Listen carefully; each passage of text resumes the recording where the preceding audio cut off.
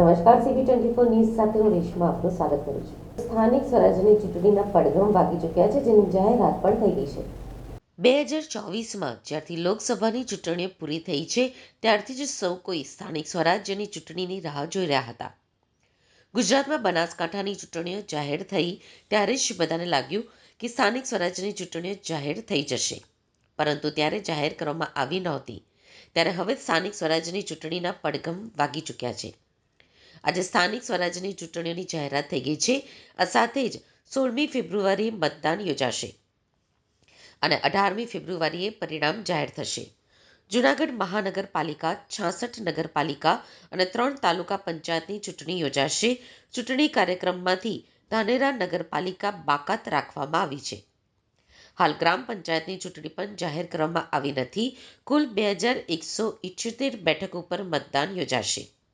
1 ફેબ્રુઆરી સુધી ઉમેદવારી પત્રો ભરી શકાશે અને આજથી ચૂંટણી વિસ્તારોમાં આચારસંહિતા લાગુ પડી છે. બોટાદ અને વાંકાનેર નગરપાલિકાની મધ્યસત્ર ચૂંટણી થતાં પ્રસંગોપાત ખાલી પડેલા જે બેઠકો છે એ પૈકી અમદાવાદ, ભાવનગર, સુરત મહાનગરપાલિકાની 3 બેઠકો, 15 નગરપાલિકા પૈકી 21 બેઠકો વોર્ડની અને 8 જિલ્લા પંચાયતની 9 બેઠકો તથા 72 તાલુકા પંચાયતોની 51 સીટો પર પેટા ચૂંટણી યોજવા માટે અમે 19/12/24 તારીખે મતદાર યાદી મુસદ્દા પ્રસિદ્ધ કરવામાં આવેલ હતી.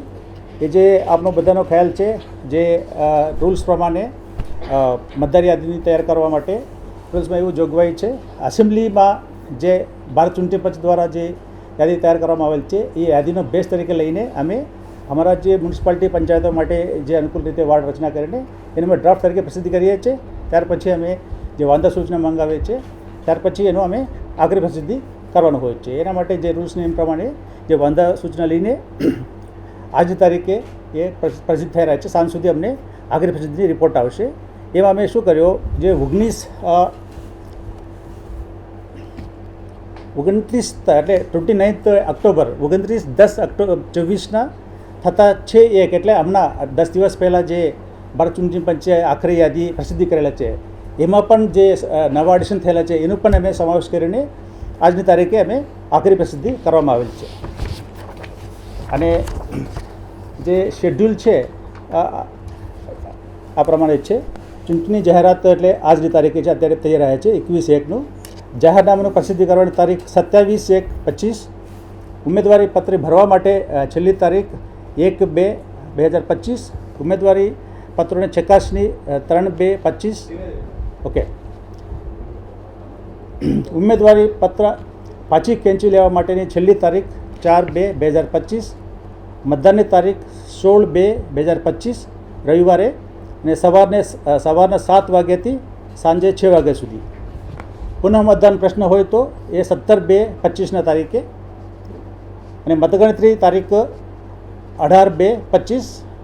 ચૂંટણી પ્રક્રિયા પૂર્ણ થવાની તારીખ 21/2/2025. રિપીટ કરવાની કોઈ જરૂર છે? ઓકે, સારું, થોડા શાંતિથી બોલું છું. ચૂંટણી જાહેરાત 21/1/2025.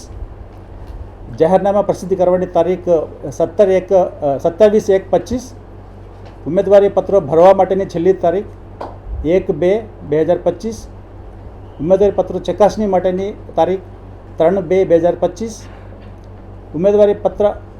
ઉમેદવારી પાછી ખેંચી લેવા માટે છેલ્લી તારીખ 4/2/2025. મતદાનની તારીખ 16/2/2025 રવિવારે સવારે 7 વાગ્યાથી સાંજે 6 વાગ્યા સુધી. પુનઃ મતદાનની જરૂર હોય તો 17/2/2025. મતગણતરી તારીખ 18/2/2025. ચૂંટણી પ્રક્રિયા પૂર્ણ થવાની તારીખ 21/2/2025. હવે ચૂંટણી હેઠળની સંસ્થાઓ વિસ્તારોમાં 21/1 આજથી ચૂંટણી જાહેરાત પૂરું થતાં આદર્શ આચારસંહિતા અમલમાં આવે છે. અને ચૂંટણીની ઉમેદવારી જે પત્રો છે, ફોર્મ છે, ભરેલા ફોર્મ, એનું કમિશનની વેબસાઇટ ઉપર તમે જોઈ શકો છો, ડાઉનલોડ કરી શકો છો. અને આ ચૂંટણી માટે જે 2016ના જે રાજ્ય ચૂંટણી પંચ તરફથી એક હુકમ કરવામાં આવેલ છે, એમાં 14 ડોક્યુમેન્ટ, દસ્તાવેજો મતદારો માટે ઓળખાણ માટે જે લઈ શકાય એવા 14ની યાદી પણ અગાઉ આપેલા છે, ફરીથી આપીશું. કે પછી મતદાનના સમયે ઓલરેડી મેં કહી દીધું હવે આ મતદાન છે નગરપાલિકાઓની કોર્પોરેશનની આપ ઓળખું છું આ મલ્ટી ચોઇસ મિશનમાંથી કરવામાં આવે છે અને જિલ્લા પંચાયત તાલુકા પંચાયતની સિંગલ ચોઇસ મિશનમાંથી કરવામાં આવે છે એટલે બધામાં ઈવીએમ દ્વારા કરવામાં આવે છે. હવે જે ચૂંટણી થવાનું છે એ કુલ સંસ્થાઓ 170 છે. એ પૈકીની વોર્ડ અથવા કોન્સ્ટિટ્યુન્સી કહેવાય એની સંખ્યા છે 696. કુલ બેઠકોની સંખ્યા 2178 2178. કુલ મતદાનની મતકોની સંખ્યા 4390 એટલે 4390. આ પૈકી સંવેદનશીલ મતદાન સંખ્યા 1032. અતિ સંવેદનશીલ મતદાન સંખ્યા 244. એ તો અત્યારની પરિસ્થિતિની હિસાબે પછી જ્યારે ચૂંટણી પ્રક્રિયા શરૂ થાય પછી બધા નોમિનેશન થાય થોડું ઘણું ફેરફાર થશે.